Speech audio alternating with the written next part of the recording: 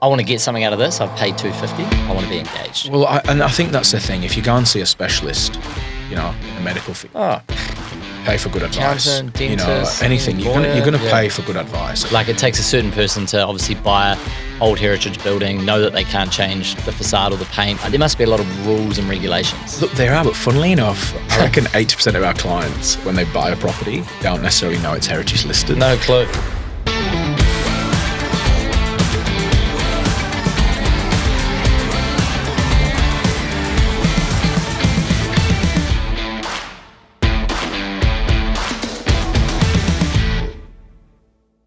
I'll just kick into it and happy days, man. So, where are you from, bro, and what's your name? Dean Dyson from Dean Dyson Architects. Nice. I originally am from England, Northern England. As we can pick up. Yeah, yes. Cool, man. And while we're on that topic, is it soccer or football, man? It's definitely football. Soccer over here, though?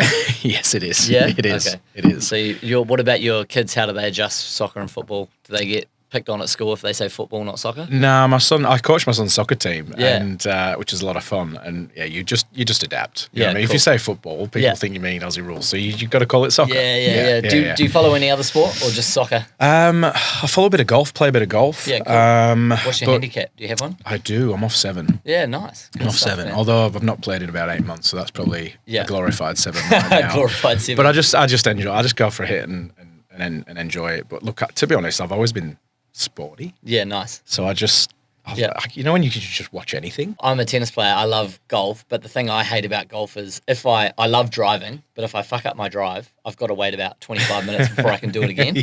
Thanks for coming in today, bro. Obviously, we do a lot of stuff with, just talking with builders and people in the industry, and architects is always an interesting one. What sort of like lane would you say you're predominantly in the architecture space? Like, give us a bit of a brief on what you're sort of doing now. Yeah, look, we really specialise in the resi lane. Yeah. So extensions, renos, like our real niche is heritage. So we do a lot of, heritage homes that, people purchase a beautiful Edwardian. Yeah. Don't really know what to do with it. Can you elaborate what an Edwardian, because I personally don't know what that means. That's all right. So an Edwardian house is, when you see really beautifully decorated houses from, that were built anywhere between the 1800s right through to, as late as the 1970s and 80s, you get some old weatherboard houses. So it can be a combination of those. A lot of these are heritage listed, which means they're significant to councils, they're significant to, obviously, the state of Victoria, and some are obviously listed internationally on the World Heritage Register. So cool.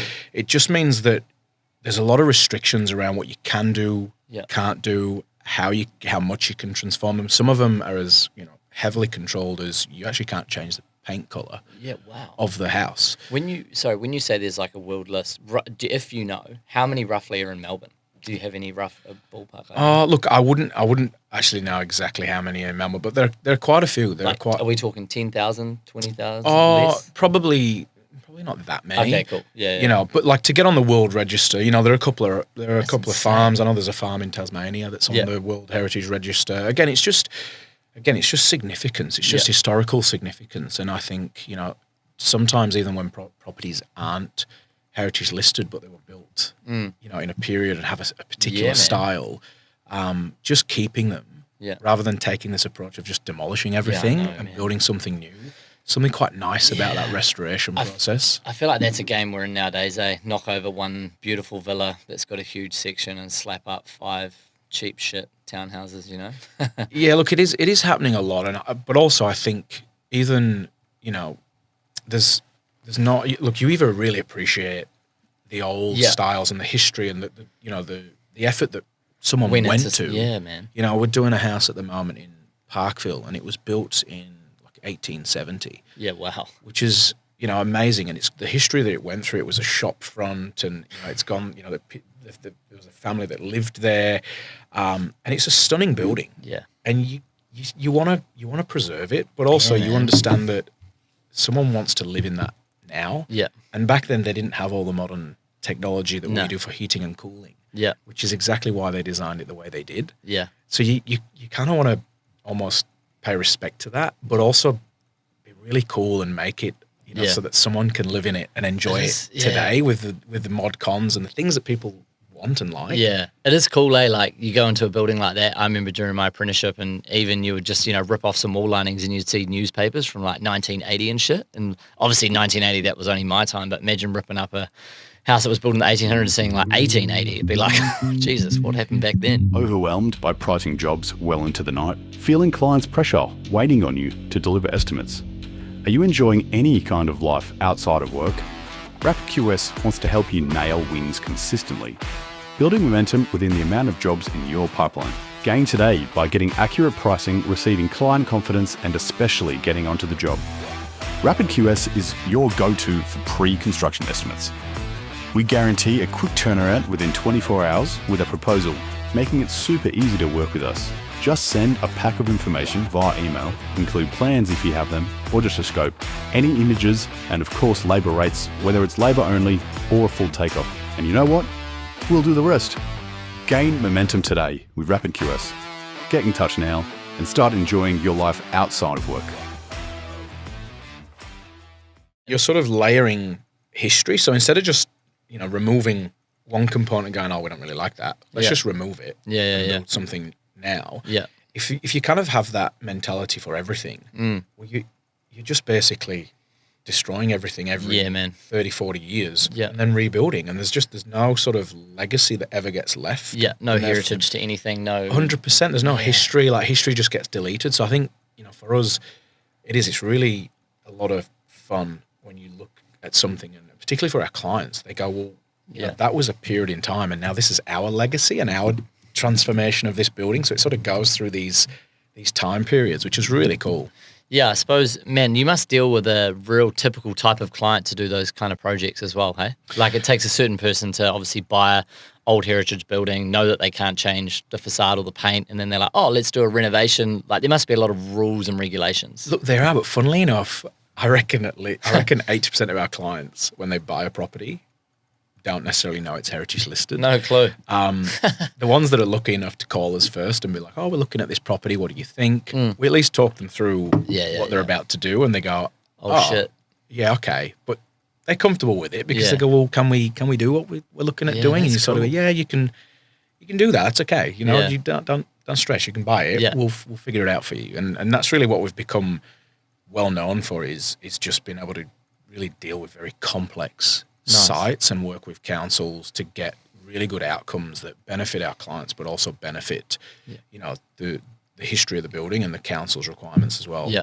Now I'm a QS, so I love numbers. Is it typically like, and you don't have to give a number, but maybe give me a percentage, like what's the percentage of how much more it is expensive for you to do your work on a heritage project versus like a normal project? Is it more research, time development? Like, is there more? Look, there is a little bit at the start, but to be honest, not that much. Not that much that you would notice a massive difference. I mean, at the end of the day, we sort of do what we do, and like our fees are really structured around what clients need. Yeah. Not necessarily this is how we do it, take it or leave it. It's a bit more, well, this project might need a little bit more research at the start. There's other heritage buildings that we look at and go, it's actually really straightforward. Yeah. We're not going to need all the in-depth research. We're not going to need to consult with different, heritage advisors. So it really is and it's a cliche, but it genuinely is a project by project basis. There's no set fee. They're all so different. Like all our clients, they're all so different. They all live differently. They all, have different routines, different lifestyle patterns that you factor into the design. And same with all the buildings. They're just characteristically all so different. Like that's cool. You can't just pick up one design and sort of stamp it plonk it around. No, it really, and I think that's the real fun and challenge of it is that every single time you're designing from scratch. Yeah. It's cool. It's good and bad. Like obviously if you wanted a business model, no matter what it is, it's not really a copy and paste here and there. Yours is like you learn something, cool, next job, 4 or 5 new things to learn. We'll implement a bit of this here, but we've got to take something else from here. Like that's kind of cool, Look, it is. I mean, as you say, it makes business systems really go out the window. Really difficult. But you sort of, it's you sort of learn the ins and outs. But also, I think that's just the fun and the challenge of doing it is just the repetition of doing the same detail and the same style. Yeah, it's sort of never really appealed to me. Like I always refer to myself as like I'm a as a chef. Yeah. You know, clients bring us the ingredients of what they want. I'll whip it up. And we put all those ingredients together and just make something really special. That's cool, It's man. exactly what chefs do. Yeah. You know, everyone can cook. Yeah. I always say everyone can design their own house. Yeah, yeah. But if you really want, you know, just to really get the most out of your lifestyle, the environment you're living in, Yeah. that's really what we do. What's your typical sort of client ethnicity, age range, occupation? Is it very varied or is it quite niche? No. Again, super varied. Yeah, you know, cool. we sort of did a bit of analysis, you know, of the past year around, you know, who our clients are and thinking that surely there's going to be this repetitive A common pattern. trend? Yeah. And there's really not. We get sort of all age ranges, all Yeah. ethnicities, different demographics, Yeah. you know. And I think it's the way we present our studio as well. Like our studio really, it's not about, you know, the size of the job Yeah. or the budget of the job. You know, it's really, you know, question one is, are they great people? Yeah. Are they good people? And are we going to have fun Yeah. working That's together That's a good question on to this ask people, project? yeah. Because, you know, it's a 2-year relationship. Yeah. And not just, you know, it doesn't just end after 2 years. You sort of, you know, so like I'm trying to think of a client that we don't still speak to. You know, you hang out with them. Like, you know, one of my clients, Damien, I play darts with him Yeah, cool. still. He's Darts. Darts. I love watching darts. Darts eh? is so good. 250. So, And they're always on the piss, man. Always it's so much smoking. fun. The crowds are crazy. You should definitely go to a darts game. Yeah, that's cool. But yeah, no, you become really close. Yeah. With them because you sort of have to. And I always Oh. say to people, like, if you're looking for an architect where it's transactional, Yeah. and you pay us, we do the job, Yeah. job finishes, That's it, it's yeah. done. We're not the architects for that. Yeah, cool. Like, we really try and, you know, you've got to get to know someone. If I'm designing Yeah. for you, Yeah. your needs, the way you live, the things you do, the things you Yeah, enjoy, yeah, your true. habits will be completely different Yeah. to all our other clients. I feel like a lot of people, and man, geez, I got so many questions for you, but I feel like there's some jobs, personally, just right when I was running my building business, I got along with some architects, draftees really, really well, but other guys I just could not work with. What do you think is like a good relationship, or how do you determine whether you know you're going to work well with a builder or you're not? And one more part to this question, and you can go off. And do you guys project manage the builders, or do the clients pick their builders? Do you guys? Yeah. No, look, typically most of our clients, I would say 95% of our clients ask us Recommendations. to recommend builders. Okay. What do you guys look for when working with a good builder? Because Oh, that's look, a long relationship too. It really is. Look, firstly, respect. Yeah. I think, you know, you've got to respect what they do. They've got to understand and respect what we do. And I think when you have that, it makes the process, again, fun. Yeah. Because building's building. We're not building, you know, we're building prototype number one. You know, we're not Ferrari. We don't get 30 attempts at building this and we just pull it down every time and go, actually, this time, Yeah. put the steel up after we do the. So, Yeah. so you know, everyone's aware that there's going to be, you know, speed bumps, and that's fine as long as you've got a good team and you've got a good architect, a good builder, and client, and everyone stands there and says, okay, what's the solution? And we all work together and go, well, yeah, hang on, maybe we Yeah. can do that. We'll tweak that, and then we move on. Yeah. I find, you know, the worst relationships and the ones that we actively avoid are, you know, where someone just wants someone to blame for something. Yeah, man. Because when things happen, I'm more about let's find the solution Instead of bitching about it. and you know, rather than spending 3 days going, well, how did it happen? Why did it happen? You know, it's human error. You're dealing with so many different human beings that have touched this project and you know, been involved to conceive it that, you know, inevitably there's always things that you can't see. Yeah. And they pop up. You know, Yeah. you start building, you're like, God, that was important. We would have never have been able to pick that until we start building. But the good thing is I always say to clients, you don't have to stress because that's where we come in. We'll stand there and go, okay, that's all right. Let's just do X, Y, Z. Yeah. The builder's like, actually, maybe Dane, we could do it this way. And you're like, that's actually a really good idea. And it's just that collaboration Yeah. and teamwork. Yeah. And that's really what we look for in builders is Yeah. the guys that are going to come to us and be like, hey, Dean, come across this. What do you think? You know, everyone respects each other's opinion. You know, we'll ask builders, how would you do that? Yeah. Rather than trying to tell him. Yeah, I feel like it's good when you can get that like synergy. Like I had one with a guy called James, and it was never an issue if he'd missed something off the plans or say, I'm not even going to say he missed something. There was something that I didn't understand, and I'd call him and say, hey, bro, hey, shit, man, that was my fault. I'll update the plan, send it through to you, or the other way around, vice versa, you know? So, and at the end of the day, you're both getting paid by the client. So, like, get the best outcome, you know? I mean, and that's the core thing is at the end of the day, you just want to get the best outcome for the client who's paying to build something and are really invested in building it. You want to make sure that all that hard work that everyone's put in to deliver this beautiful space, this heart, gets realized. And it, you know, there's no shortcuts. The builder's not, you know, trying to change things on you without telling you, but there's just this mutual respect where they understand what we're trying to achieve. Yeah. We respect that, you know, I can't pick up tools. Yeah. I'm terrible on the tools. Don't get me wrong. Show us your hands, mate. You got any calluses? They're very moisturized. Now, it's, you know, but again, that's just the respect is I know how to build my buildings. I know when problems pop up, I know how to solve them. Yeah. But the builder as a team with me for sure. makes that so much easier because they go, you know what, Dean, we could actually do that this way. And that's the fun. We start to find that the builders start to engage with the design more as well and feel more involved. So it's, it is really good, but finding good builders is, you know, it's really important on projects. I think finding, man, this is who I talk about this with people all the time. Finding good people in the industry across the trade is becoming very, very hard now from everything. Yes. Like even just getting a labourer to turn up 5 days a week. Yes. Up to your high-end consultants in whatever industry. Like it's very, very difficult now. It is. What's kind of your typical vetting process for a client to find out if they're a good fit, and what's sort of like the usual time frame from this moment you say, okay, cool, go, to first peg in the ground on site? Because every job's different.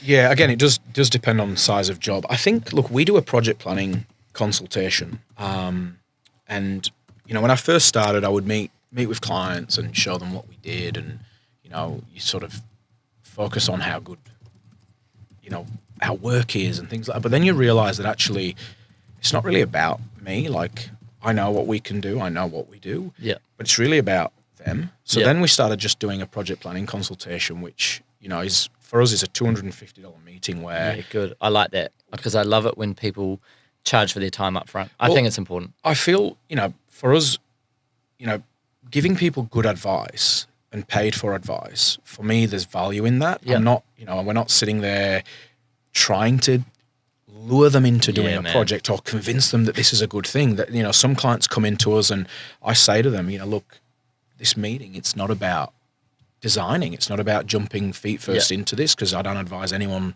to do that. It's the worst thing you can do, because you get so excited by the process that you end up spending a lot of money without anyone really going, let's just align these things first. Let's just really look at your expectations. Let's look at your budget. Let's look at how our relationship might work. And also just give them really good advice. You know, some people come in and I say, if I'm not the right fit for you guys, I'll let you know. This is not a meeting where we have, like, where either of us are committing to anything. This is a meeting where you guys are going to leave my studio feeling a lot more comfortable about what architects do, what the process is. You know, all these questions that I find clients have where they're like, how does that work, Dean? How do your fees work? How do we make sure we keep our project on budget? You know, and we're not $1 million. All these things, you know, they're the things that we discuss up front with clients, so that, as we say, even if they don't choose to go with us, because, you know, again, that's not what the process is about. The process is really when they've left my studio, at least I know that they've been given some really good upfront advice around what they're about to embark on. Because I think sometimes it gets lost on people what they're actually, like, they're committing. A lot of the people are committing their life savings. Yes. Most people with, I mean, I don't know what your average job value is, but it's probably a once in a lifetime, maybe twice, you know? 100%. And not just that, like, I think the sheer value of what someone's doing, it's probably the biggest investment that most people in their lifetime will ever make. Yeah, for sure. And I think that's something that often gets overlooked in the early stages. And, you know, you can sort of go down the path and realize, actually, this is not an investment we can do. We've sort of misjudged this. So my sort of, you know, initial planning consultation is really just to give people honest feedback.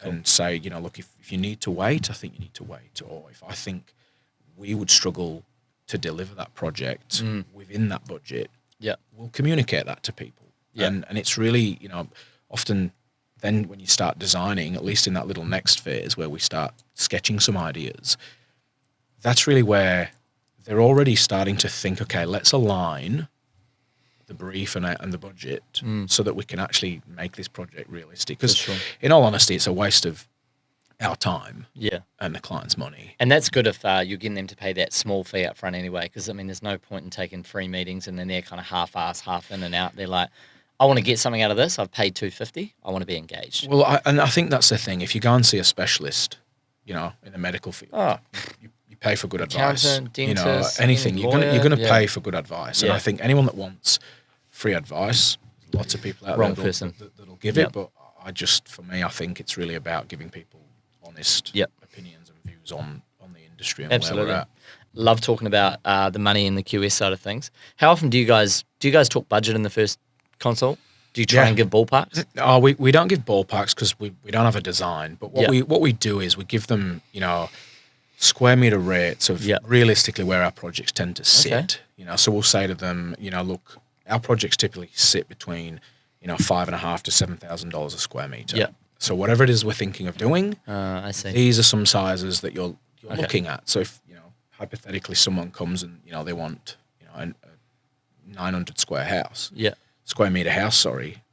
You can kind of quickly flash that out and say, well, I think you're going to need a budget of around about that. It doesn't mean that that's what you'll need. Yeah, here's it's just wide variety. Really opening their eyes to, you know, the idea of time, cost, and quality. And we explain to clients, again, just what dictates cost. Yeah. So you've got, you know, the three components, which is, you know, size. Yeah. However big it is, you've got to build it. Yeah. You know, if there's 100 rooms, you've got to build and fit out 100 rooms. There's then complexity.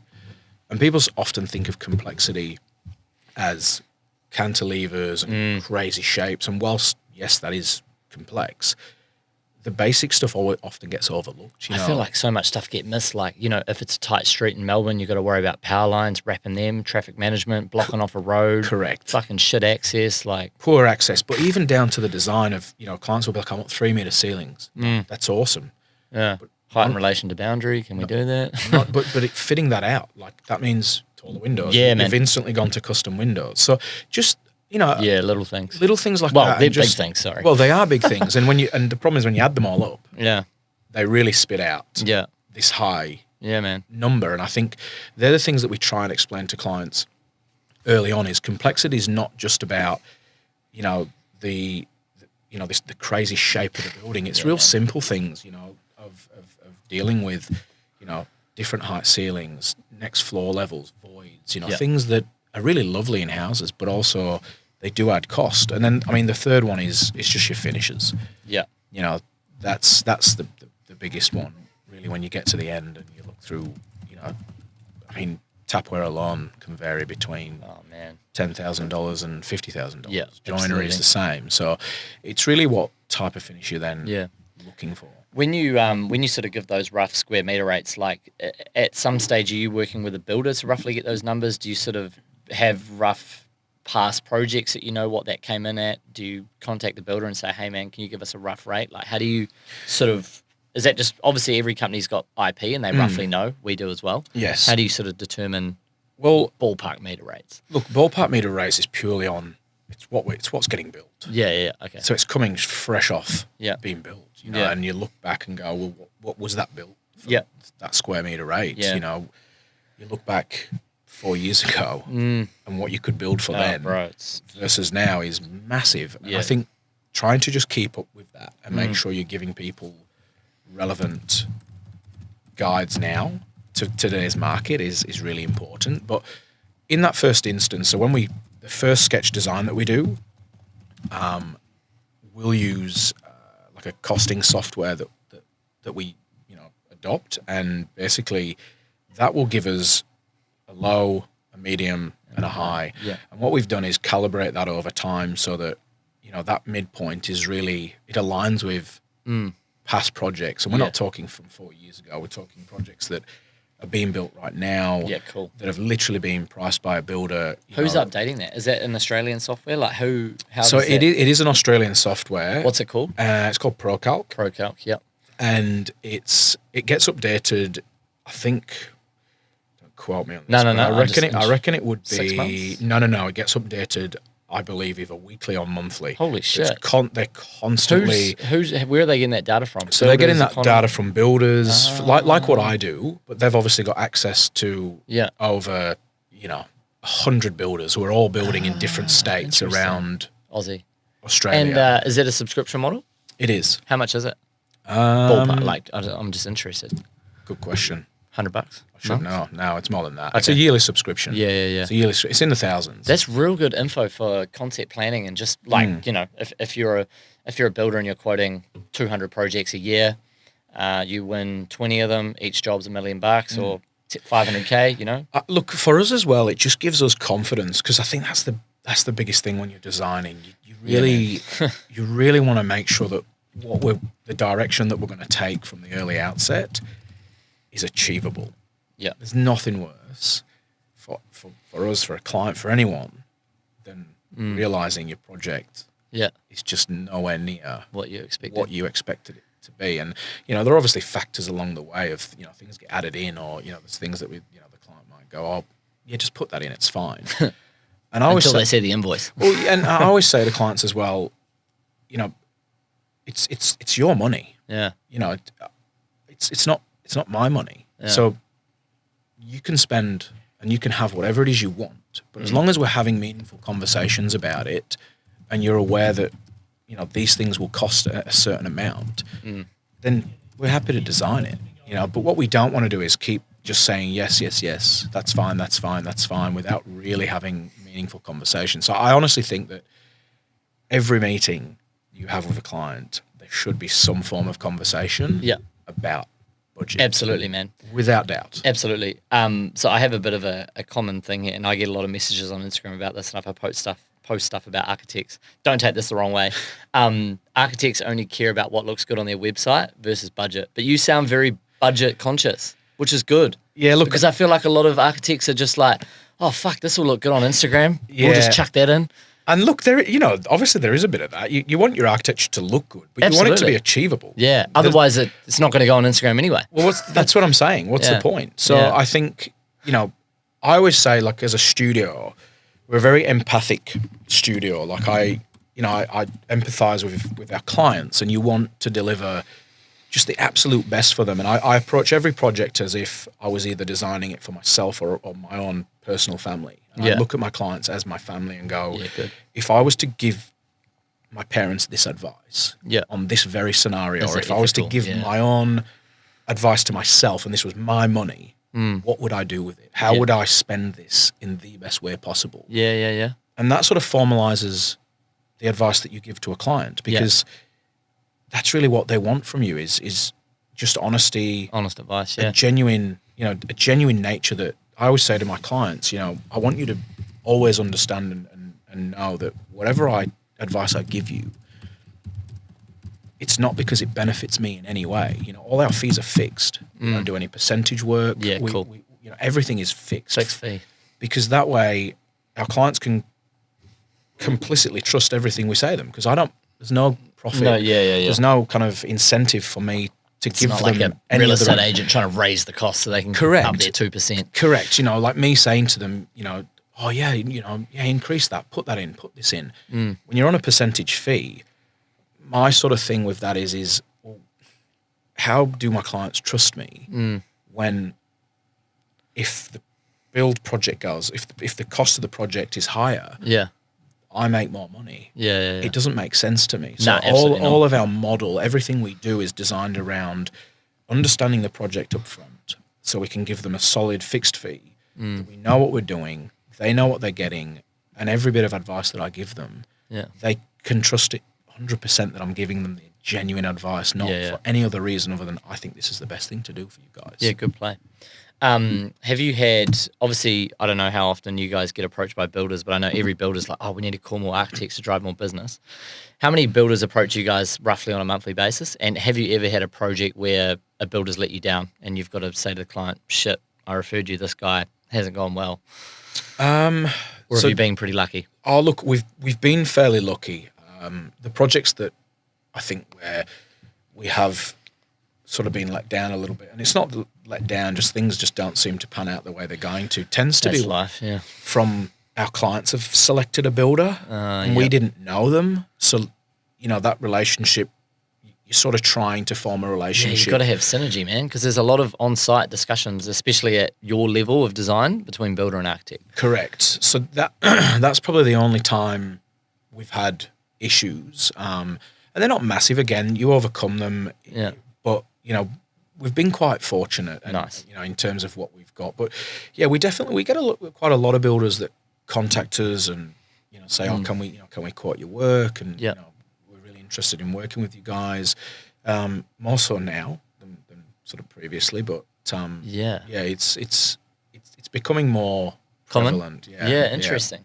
While we're on that topic, what is kind of like the sort of market you guys are seeing at the moment? Like, how far is your pipeline? How many inquiries are you getting? How many builders are hitting you up? Like, is the market up or down in your end? Yeah, good question. Like, look, I always say architecture just fluctuates. I mean, we're a small studio. And How many guys, what's your team size? There's 6 of us. Yeah, that's pretty decent. 6 of us in total, which I think's a really nice size. The team's amazing. Like I always say, I can't do what I do and we can't do what we do as a studio without the team that we have. Like, they're amazing. Like, everyone's really pulling in the same direction.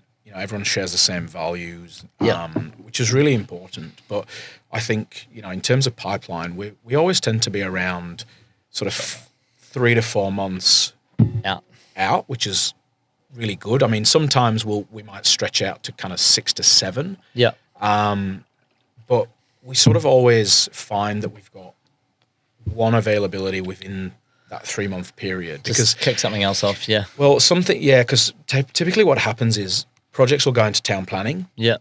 And that process can be, 3 to 4 months. And you got nothing to do there. So except RFIs. That means that, there'll be someone who registered their interest with us. Yeah. We'll reach out to people who, it's really a kind of first in best dress scenario for us.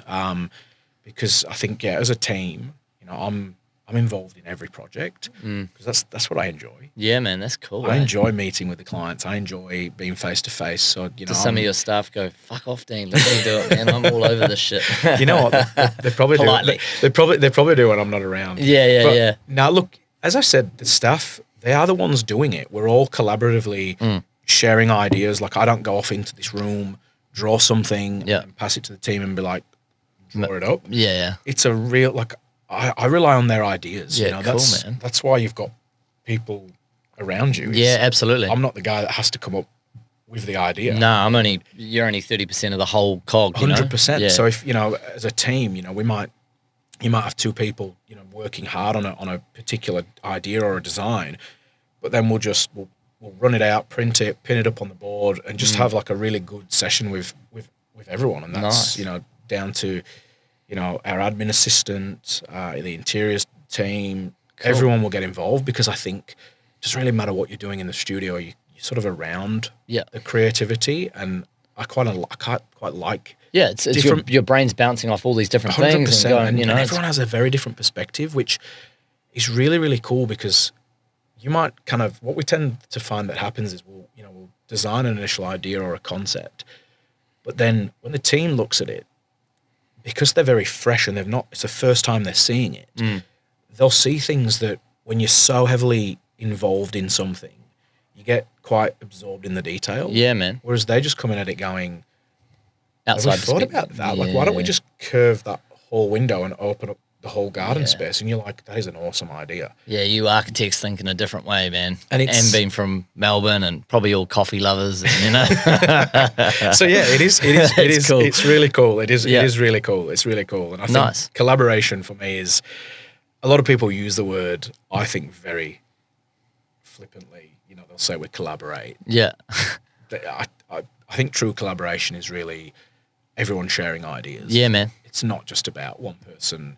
Whiteboard sessions. Everyone's on, 100%. throwing ideas out. It's so cool. And that's what I enjoy. I enjoy that about my studio is that it's not just me designing everything. It's everyone collectively having an input. And do you think you enjoy your business now with a team of 6 versus when it was just you as a one-man band? Like, what's sort of changed? Yeah, I really do. We got to 9 at one point. Yeah. And That's quite a bit going on for just design, man. yeah, Like keeping 9 builders is busy. 9 designers on just design. yeah. And I mean, look, we had enough work. I just found that I wasn't enjoying it as much. Why do you think that? I wasn't. Stressed? Yeah, well, you tend to, because there's a lot more to manage. Absolutely. 9 different projects. You're probably quoting 9 new ones, finishing up 9 existing ones. And you're sort of you're then relying on the team to really run 90% of the design, and you're more of an overseer. Yeah. But you like kind of being. But I like being more engaged. I enjoy designing with the guys, and just becomes a management aspect. You don't actually get to do what you probably want to do. Yeah. Ideally. So I would think, I'm enjoying the studio at the minute. We've got an awesome team. In there, and I think the team is probably something that's really important. Yeah.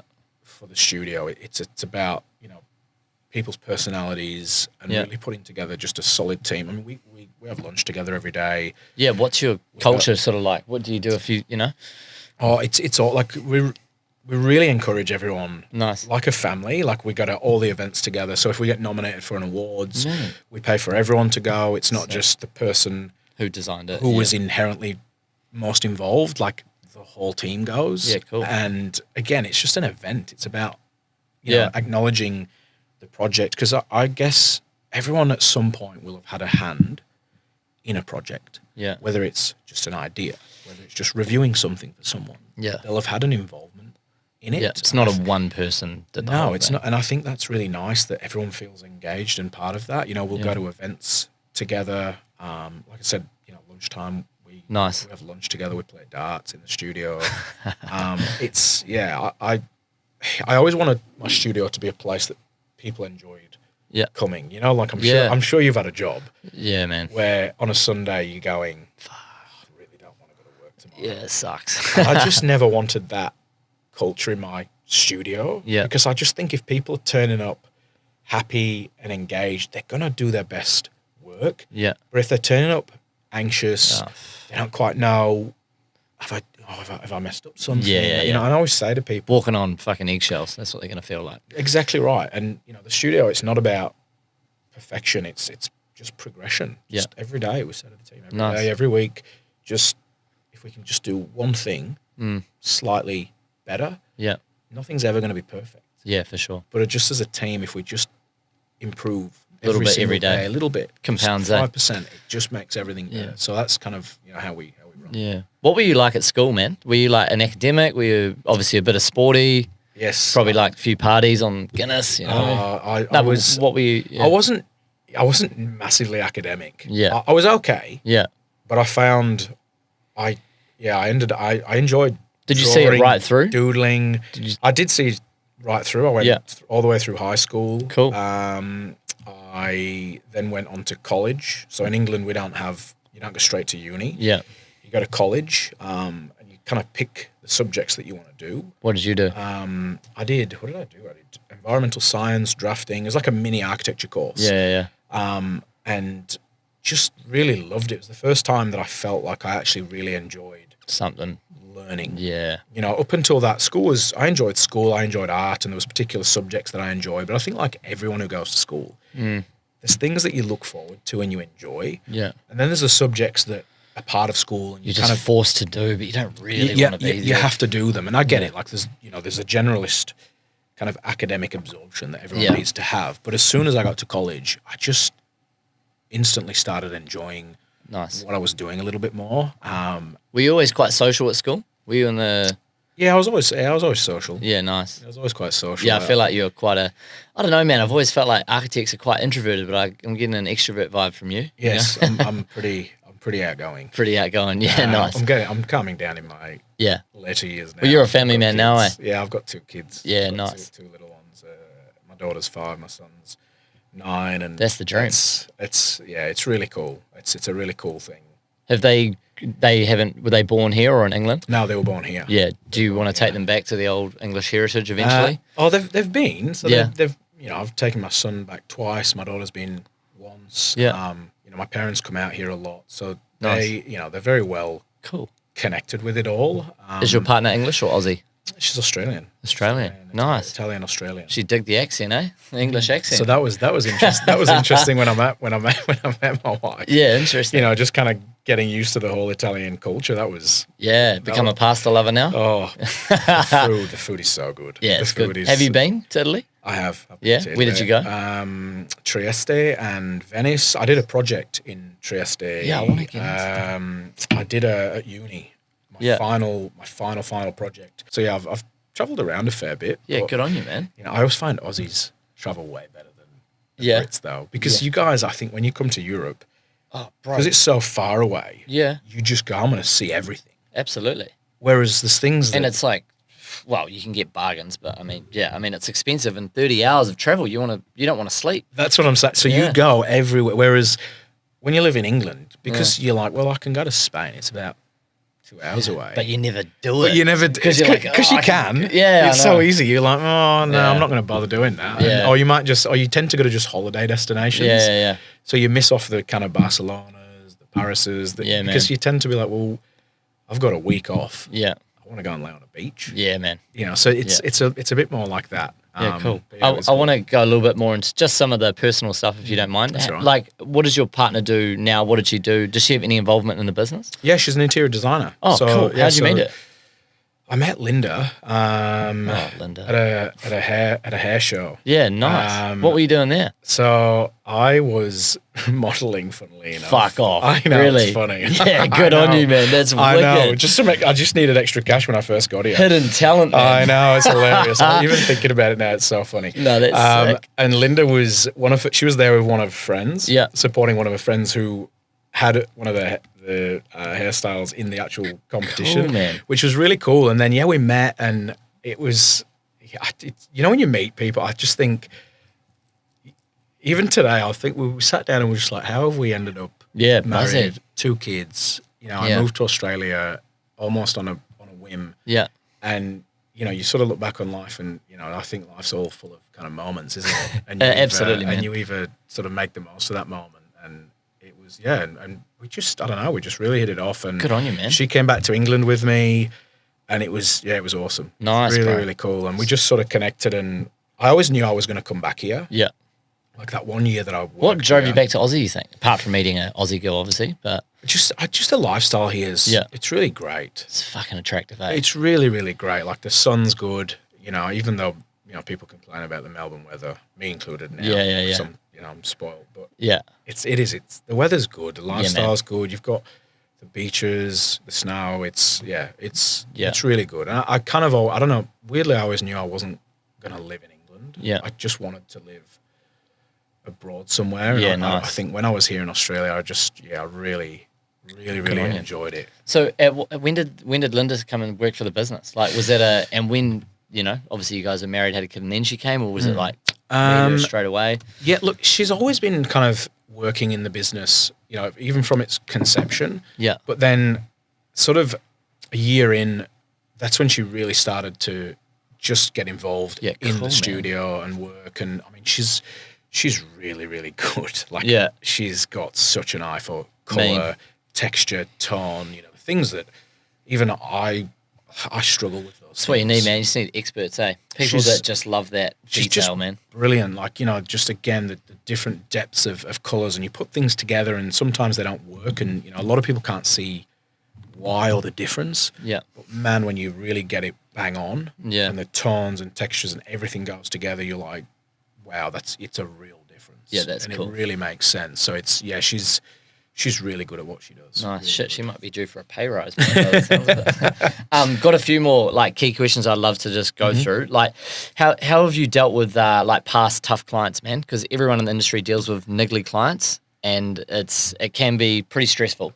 Look, it's a good question. It is stressful. It's never nice. But sometimes you don't know if, like, you meet people face value, oh my God, these guys are amazing. And then I find as soon as money's involved, whether you're hitting them up for money or sometimes it can just go south real fast. It can. And I think it's all communication. Yeah, man. I just think the you know, and that's one thing that we're constantly trying to improve on every day is just communication, keeping them involved, keeping them updated, you know, making them feel, you know, involved so they know what's going on.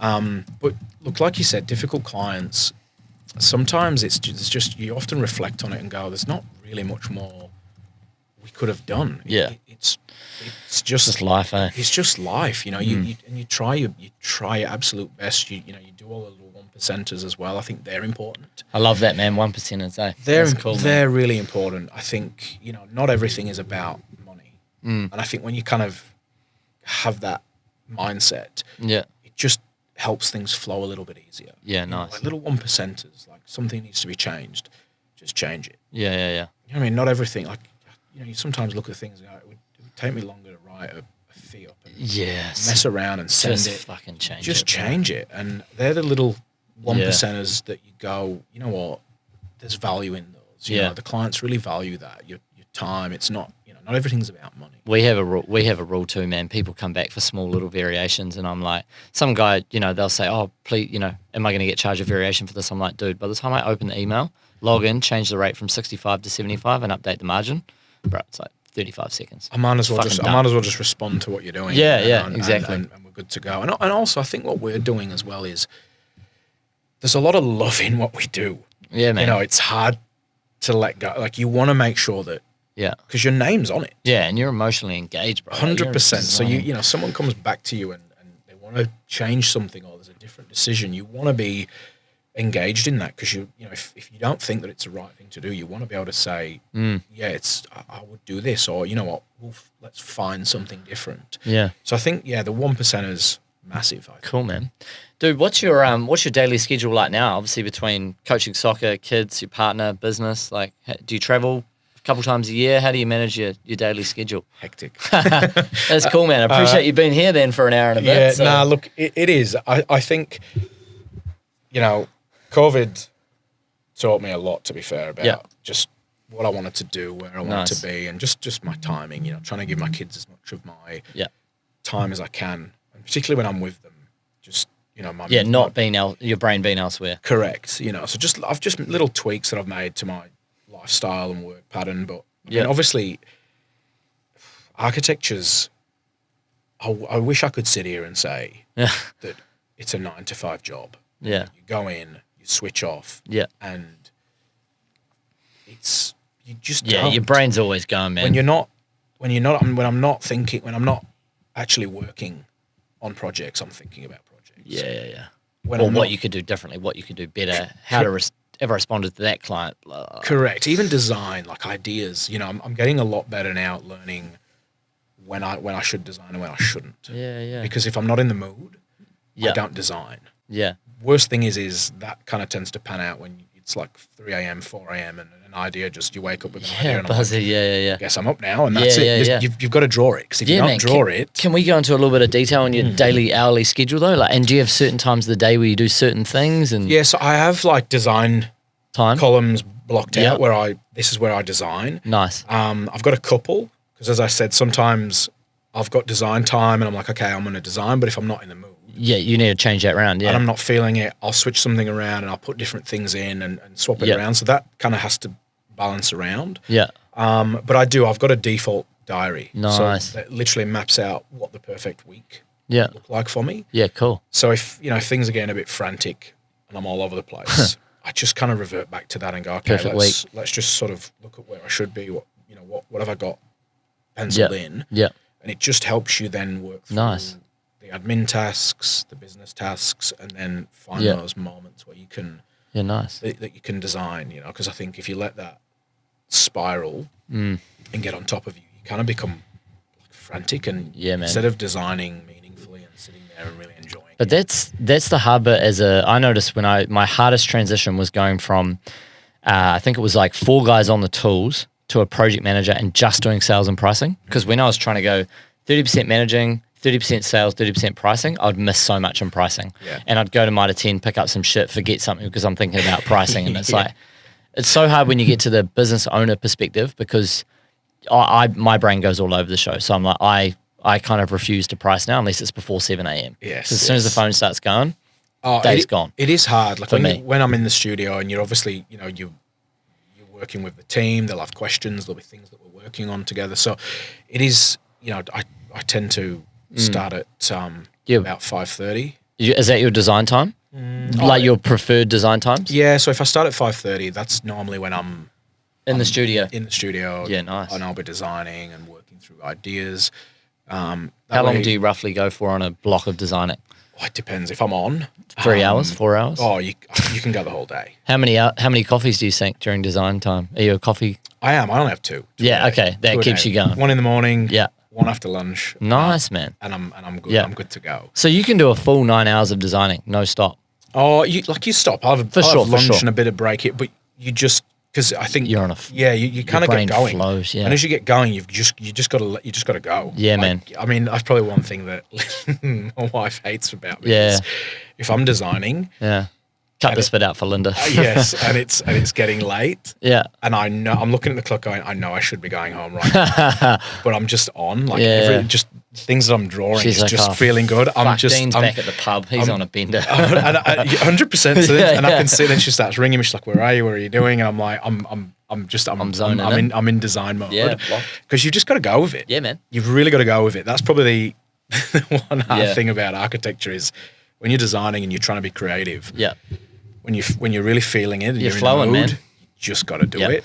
I'm the same with pricing, bro. When I first started, I would be like, if I started a renovation at 6 a.m. and I knew it was going to take me whatever, like, man, I would look at the clock and it's 1 p.m. and I'm like, I haven't moved off the seat, but I don't want to stop because when I get up, I'm like, fuck, where was I? Yes. What did I have? And it's addicting. And it's hard. Like once you move and you stop doing it, it really is. It's a hard thing. Like I'll even ring clients and say to them, we're in the middle of exploring something. I need an extra week. Because that's the thing as well. I want to make sure that if I'm going to present something to someone, to a client of mine, I want to make sure that I can sit there and go, this is the absolute best I can do.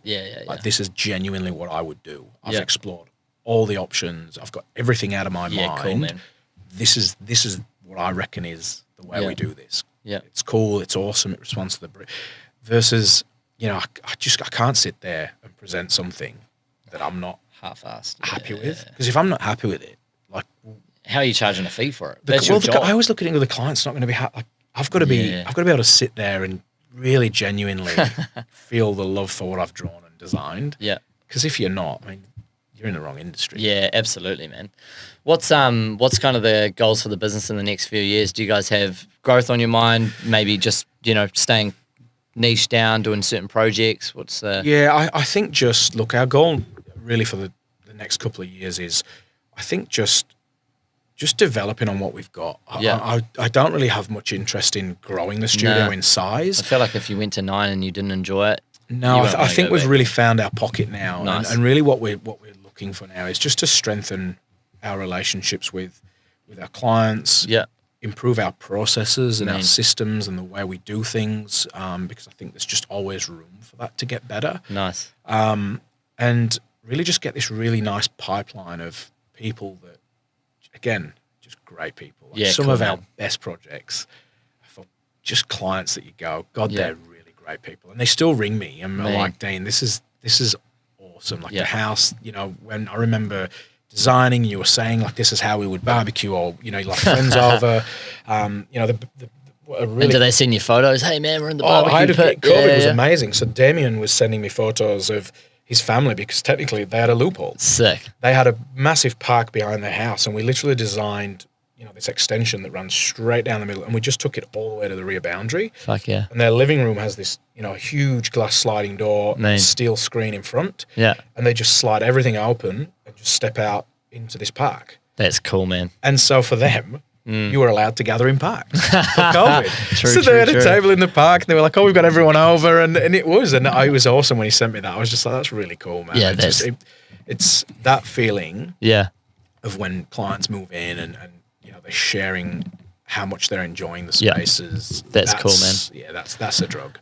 Just going to watch time, but I want to do some quick fire questions. There's so much I could ask you, man. Do you get offered jobs around Australia outside Melbourne at all? Do you get approached to do stuff? Yeah, we've done a job in Adelaide. Do you entertain it a lot? Or yeah, we do. Yeah, we do. Again, good people. Yeah, man. You'll fit it in. We'll fit it in. Yeah. What's the craziest item, room, something you've designed, spec'd, or put in a house? Good question. Off the top of your head, if it's Off the there. top of my head, I put a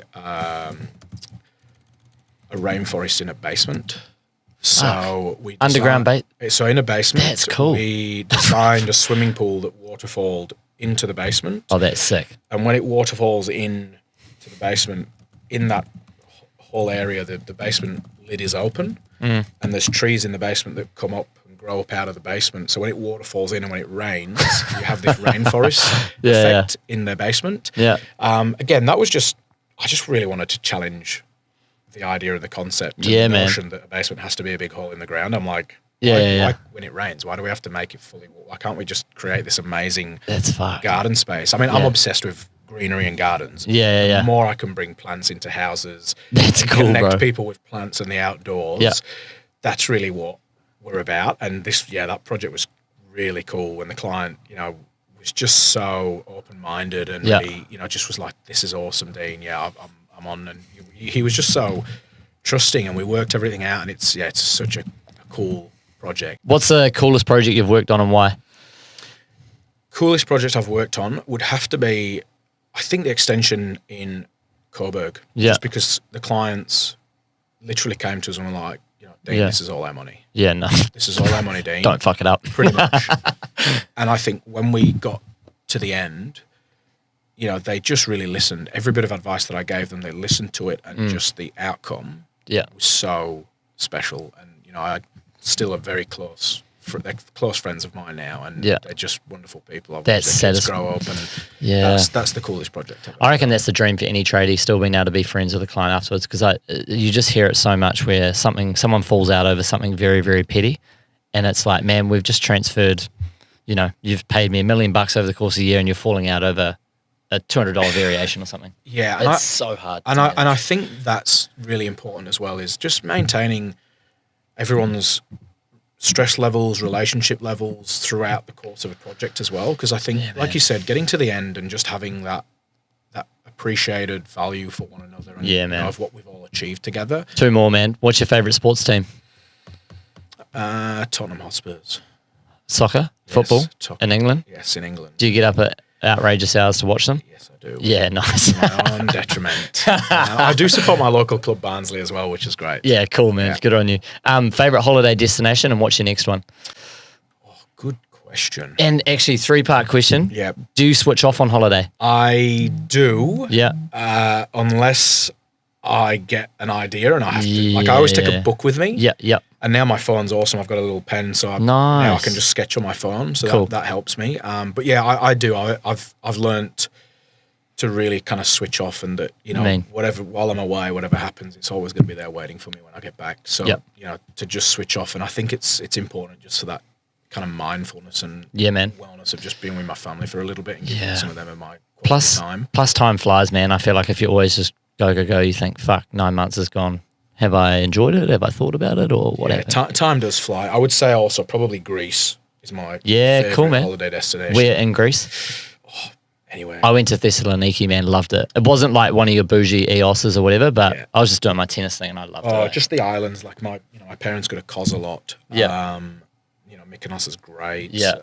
That's just Australia. That's literally another Aussie island. They might as well buy that. Call it Australia. Yeah. And I mean Crete again. Just Greece in general. The food's amazing. It's so. And an architect would love that place relaxed. As well. It's really cool. I'm gonna have to do a part 2 with you, bro. I could do this shit for hours, eh?